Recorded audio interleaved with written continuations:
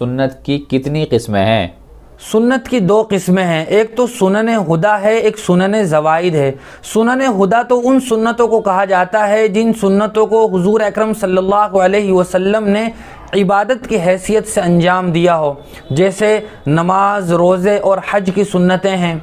और दूसरी किस्म सुनन ज़वाइद है, जिनको हुजूर अकरम सल्लल्लाहु अलैहि वसल्लम ने अपनी आदत के तौर पर अंजाम दिया हो, जैसे आप सल्लल्लाहु अलैहि वसल्लम का खाना पीने की सुन्नतें, उठने बैठने जागने की सुन्नतें, ये सुनन ज़वाइद हैं।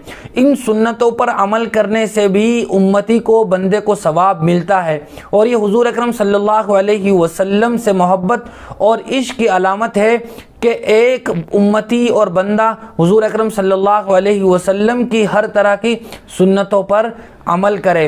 लेकिन अगर कोई आदमी इन सुन्नतों पर अमल न करे तो वो बाइस मलामत नहीं होगा, उससे कोई मुआखज़ा नहीं होगा।